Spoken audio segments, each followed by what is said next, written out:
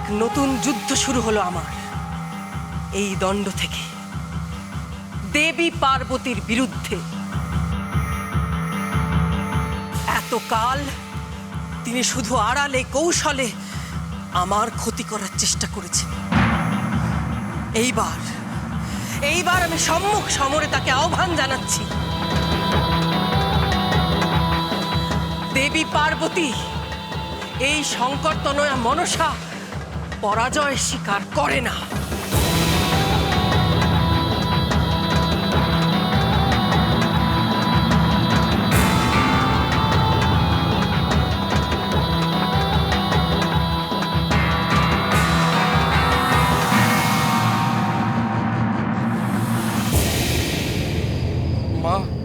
মাগো, আমরা তোমার স্বামীকে ভেলায় রেখে আসছি, তোমার কোনো ভয় নেই মা। খবরদার চোর, খবরদার!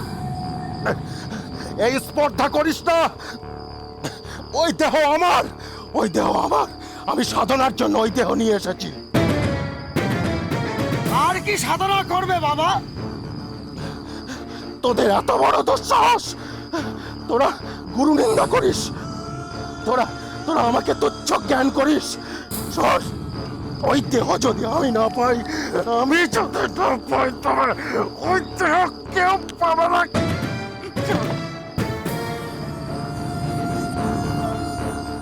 কেউ পাবে না, কেউ পাবে না।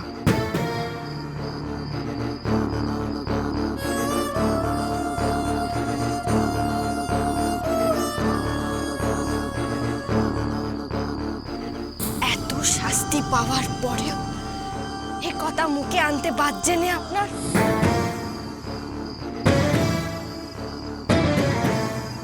কিসের দপ্প এত আপনার? আমার স্বামীকে নে আমি শখকে যাব।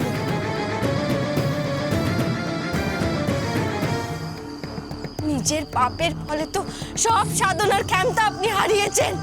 এত স্পর্ধা দেখাস না পাপিষ্ঠা নারী, এত স্পর্ধা দেখাস না। ভৈরবনাথের শক্তির কোনো আন্দাজ নেই তোর। আমি যে কি করতে পারি তা তুই জানিস না, তা তুই জানিস না, জানিস না, জানিস না। ভবিষ্যতে জানবি, ভবিষ্যতে জানবি। জয় মা মন্ডলাকালী। শোন শোন, অত সহজে হার মেনে নেওয়ার সাধক আমি নই। আমি অত ছোট নই। আর তোর এই স্বামীর দেহ নিয়ে তুই কিছুতেই স্বর্গে পৌঁছতে পারবি না। এ আমার শপথ, আমার শপথ। জয় মা মন্ডলাকালী। কালিকা ওই নব মা। মা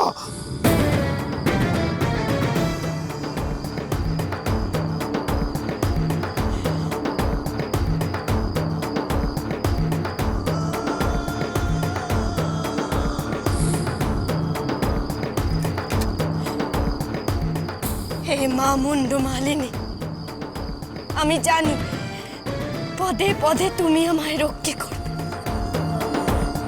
কোনো অশুভ শক্তি আমায় স্পর্শ করতে পারবে না, আমি জানি। আমার স্বামীকে নিয়ে আমি শখকে যাব। জানি অনেক বাধা বিপত্তি আসবে আমার পথে, আমি ভয় পাবো না, আমি ভয় পাবো না।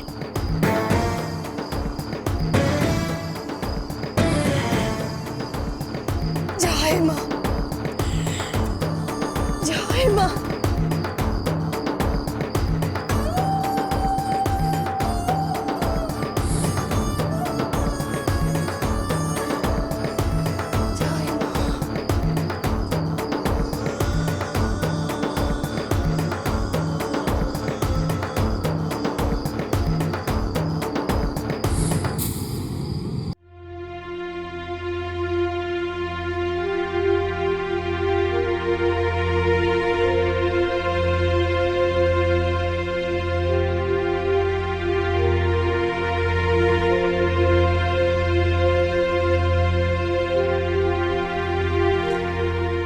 দেবী এই সময় ধ্যানমগ্ন, মর্ত থেকে ফিরেই ধ্যানে বসেছ। মনোসংযোগের কোনো অভাব হচ্ছে না তো? আপনি কি কোনো কারণে আমাকে কটাক্ষ করছেন প্রভু?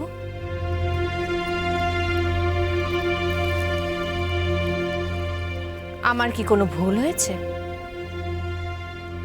তুমি তো জগতের হিতের জন্য ধ্যান করছো না? তোমার সারা মন জুড়ে আছে মনসা। তুমি দেবাদিদেবের মহিষী। মনুষ্যতর এই ধরনের কাজ কি তোমাকে মানায়? আপনি কি কোনো কারণে আমার উপর রুষ্ট? আমি তোমাকে মনে করিয়ে দিচ্ছি দেবী যে তুমি দেবাদিদেব মহাদেবের মহিষী। তোমার ক্ষমতা অসীম। তুমি জগদীশ্বরী। চাঁদ আর মনসার এই যুদ্ধে কেন নিজেকে জড়িয়ে ফেলছো? আপনি কি চান প্রভু? যে মনসা স্বর্গে প্রবেশাধিকার পাক? এখনো পর্যন্ত এই যুদ্ধে আমি সম্পূর্ণ নিরপেক্ষ। মনসা স্বর্গে প্রবেশ করবে কি করবে না তা নির্ভর করবে চাঁদের মনসা পুজোর উপর।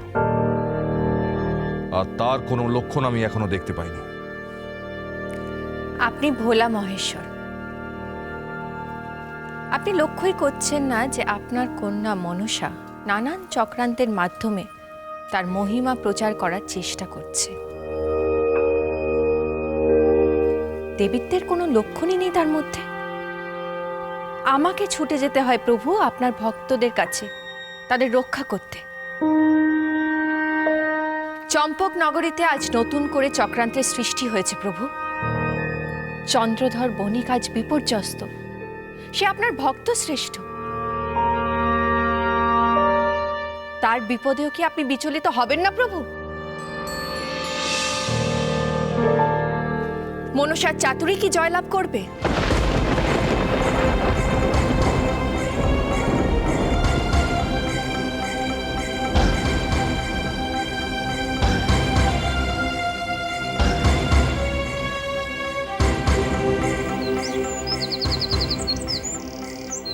চরণ, এই দেহ নিয়ে যাবি না। চরণ, হরণ, গরুর হাতে সামান্য করছিস কিন্তু পাপিষ্ঠ।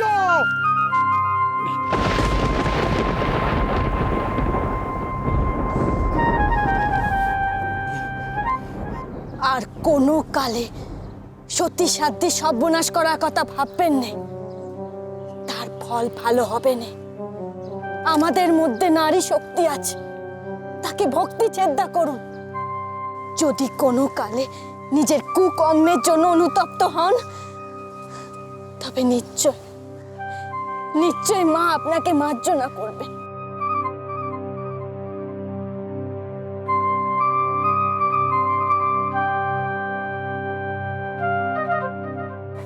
মা, আর দেরি করো না মা, চলো তাড়াতাড়ি চলো। চলো বাবা, চলো।